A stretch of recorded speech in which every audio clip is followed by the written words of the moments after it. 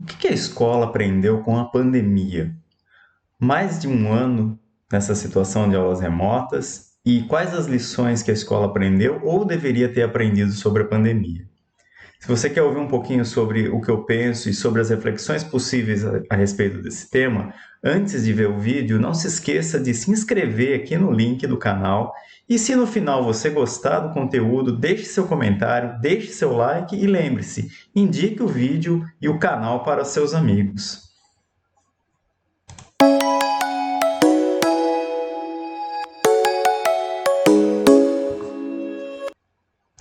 Muito bem. Estamos aí há praticamente 15 meses, né, dentro de uma pandemia, com aulas suspensas na maioria dos estados do Brasil, muitas experiências de retorno, suspensão, retorno parcial, sistemas híbridos, enfim. E eu diria, né, para começar as provocações aqui, que talvez a principal coisa que a escola poderia ter aprendido com tudo isso é que a escola precisa se desescolarizar. Pois bem, é isso mesmo que você ouviu. A escola precisaria aprender a se desescolarizar. O que significa isso? Né? É, a ideia de que a escola precisa romper alguns paradigmas, né, já não é de hoje e não foi a pandemia que trouxe essas questões. Né? Estamos aí há pelo menos 3 décadas dizendo que alguns paradigmas precisam ser rompidos quando a gente diz que a escola precisa se aproximar da comunidade, quando a gente diz que os conteúdos escolares precisam fazer sentido para os alunos. Então, já faz um bom tempo, quem é professor já aí tem uma certa experiência, já ouve isso há um bom tempo. No entanto, quando você entra dentro da escola, pouca coisa muda em relação ao modo de ensinar e em relação, sobretudo, aos conteúdos que são ensinados. Recentemente, né, a gente teve a aprovação de uma base curricular comum para todo mundo, e isso trouxe alguma expectativa, né, no sentido de que a partir do momento que você lida com habilidades e competências e não mais necessariamente com conteúdos iguais para o Brasil inteiro, que era um absurdo, a gente pode pensar em aproximar essa escola finalmente nas necessidades da comunidade. Mas isso ainda, né, me parece um pouco distante, infelizmente. O que a gente pode dizer? Então, quando eu digo que a escola precisa aprender a se desescolarizar, é que a escola precisa aprender a olhar para as aprendizagens que vêm de fora da escola e colocar o conteúdo e as relações científicas, o acúmulo histórico, social, né, de todo o conhecimento da humanidade que a escola pode trabalhar com os seus alunos a serviço dessa comunidade e na interação com essa comunidade. Então, eu acho que a pandemia ela pode nos fazer pensar em algumas coisas. Por exemplo, ela meio que obrigou boa parte dos professores, e eu me coloco inclusive nessa situação, esse canal aqui é um exemplo disso, né? Ele acabou decolando, vamos dizer assim, a partir da pandemia. Então a gente pode pensar um pouco nisso, né? Nós aprendemos a lidar com novas formas, novas para nós, tá? De tecnologias da informação. O canal do YouTube, por exemplo, né? Mas também outras redes de outras formas. Muitos professores tiveram que aprender a fazer programas, a organizar videoaulas, a fazer interação, Google Meet, Zoom, enfim, uma série de ferramentas que já estavam aí há um bom tempo, né? Classroom, mas que poucos professores, né, tinham acesso a isso ou conheciam, enfim. Então houve né, uma ascensão e uma apropriação dos professores e da escola, de modo geral, por essas, vamos dizer, ferramentas que permitiram o acesso ao mundo virtual. E o mundo virtual nos mostrou que muita coisa já existe colocada na internet, ou seja, que as informações estão presentes e estão colocadas aí à disposição de todo mundo.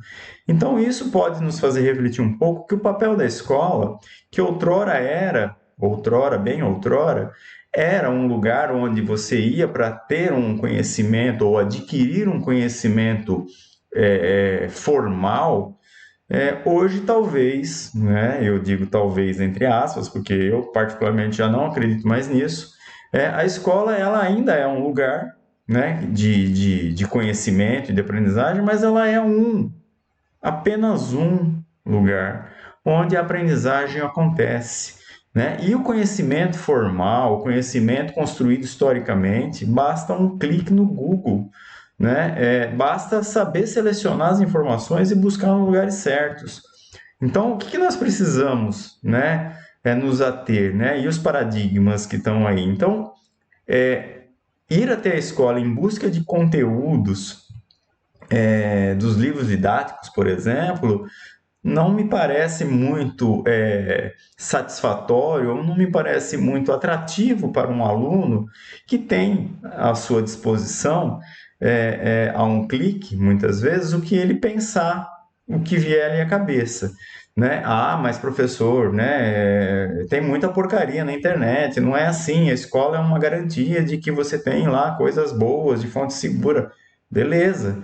Então, veja, vamos fazer então e aproveitar toda essa bagagem que a gente teve da pandemia até agora, já que aprendemos a lidar com uma parte das ferramentas tecnológicas que ajudam a esse acesso, então a gente precisa agora, né, começar a desconstruir esse conteudismo e buscar as relações que estão lá na ponta, na educação, na comunidade, nas crianças, nas famílias, que a gente, inclusive, né, a maioria das escolas, né, com essa pandemia, acabou que se aproximando, por incrível que pareça, conhecendo talvez até melhor do que antes as suas famílias, né, os seus alunos, por conta de grupos de informação e tudo mais.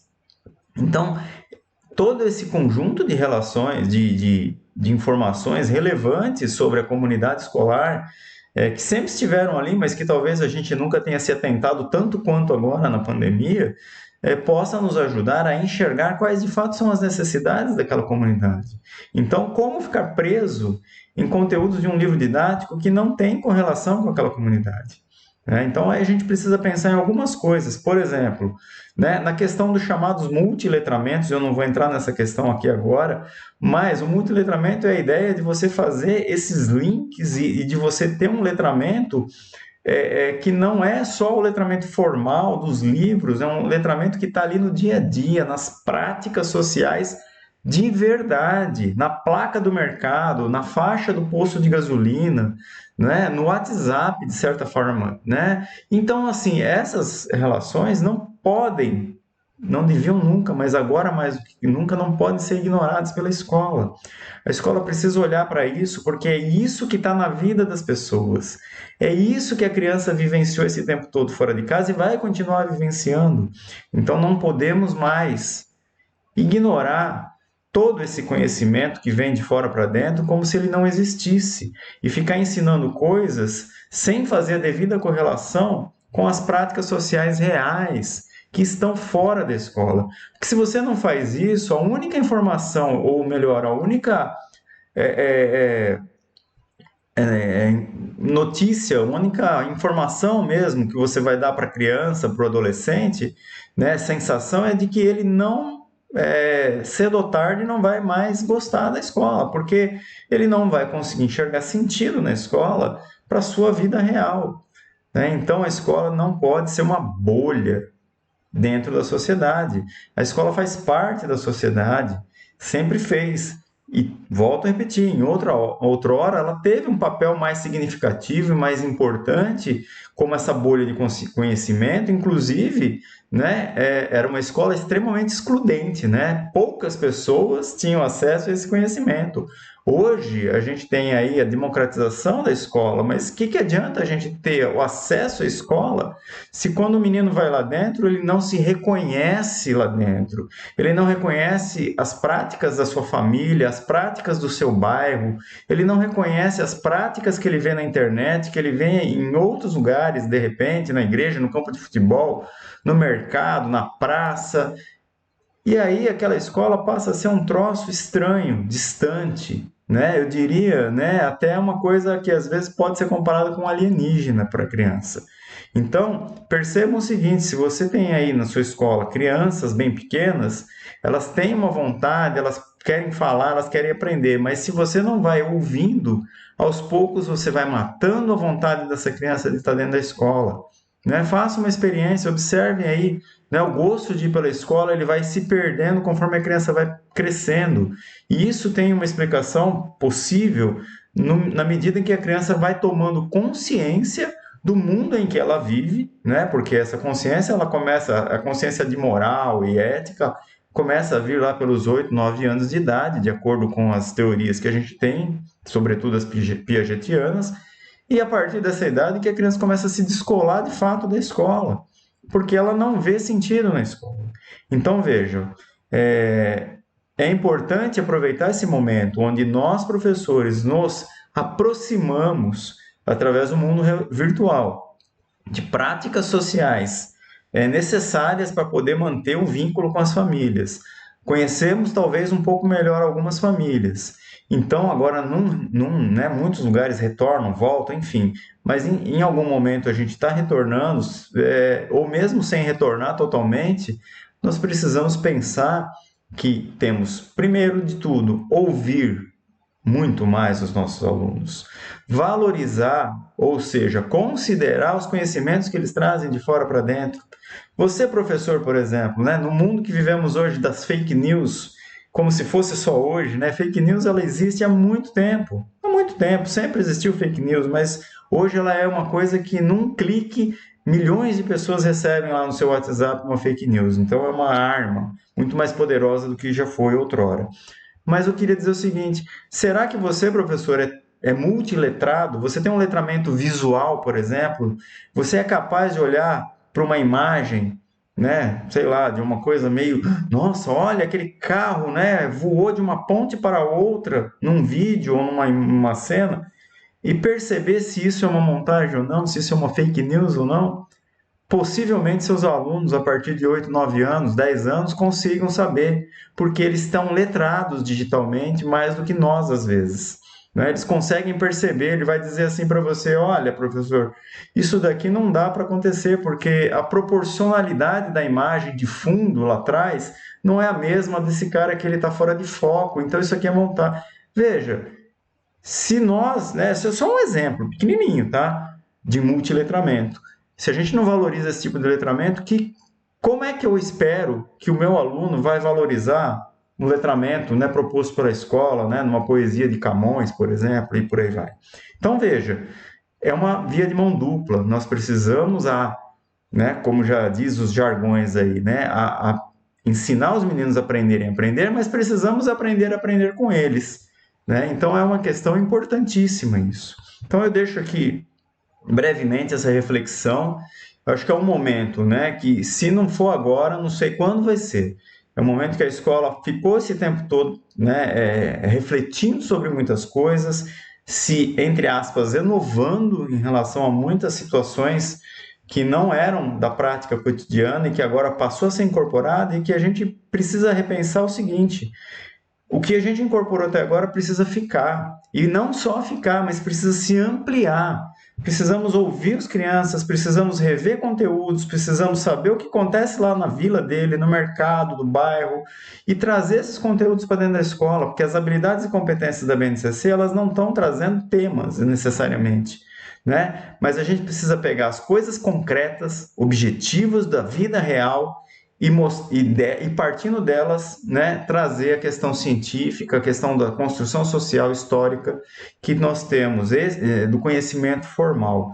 Acho que esse é um pouco o papel da escola, dar essas ferramentas para que a criança possa fazer análises e, na hora dela escolher informação na internet, por exemplo, ela tenha instrumentos e recursos psicológicos, cognitivos, para poder buscar a melhor informação e fazer as análises corretas de acordo com aquilo que a gente está propondo. E ela já faz muito isso, e elas são capazes de fazer isso. Né? Então a escola precisa olhar para isso, a escola precisa valorizar as interações sociais entre as crianças. As crianças não podem passar 4, 5 horas, ou então um período integral, num prédio escolar sem poder malemar conversar com seus colegas. Né? Então são coisas que já estão há muitas décadas ultrapassadas e são inviáveis na construção de um ser humano integral, como preconiza aí todos os nossos documentos pedagógicos aqui no Brasil e não só no Brasil. Então, desenvolvimento integral, gente, né? Para finalizar mesmo agora, é integral em todos os sentidos, humano, social, emocional, é tudo integrado, né? Como a gente integra se a escola não houve o outro lado? Impossível integrar, né? Então, vamos ver se a gente consegue pensar um pouquinho sobre essas questões e olhar para as nossas práticas, deixar um pouquinho esses livros didáticos de lado e trabalhar em cima do concreto. Nós temos professores, principalmente os da minha idade aí, né, que já tem meio século de vida, que fomos formados numa escola que era tecnicista e que nos treinava simplesmente para obedecer ordens. A gente precisa pensar mais, né? Precisamos rever essas questões, precisamos fazer questionamentos o tempo todo para poder proporcionar, de fato, uma aula à altura da expectativa dessa geração que está aí, tá bom? Então, mais uma vez, eu deixo aqui um abraço para todos vocês. Gostaria que vocês comentassem se gostaram, se não gostaram. Não tem problema, a gente está aqui para conversar. Esse é um canal aberto, democrático, né? E que está aberto a todas as opiniões, críticas. E assim a gente vai construindo uma educação melhor, tá bom? Eu gosto de dizer sempre que o meu papel aqui é de provocar, né? Então, se eu incomodei um pouquinho vocês aí, eu fico feliz porque a gente se incomodando, a gente consegue talvez buscar alternativas e ir melhorando, tá bom? Um abraço, até o próximo vídeo.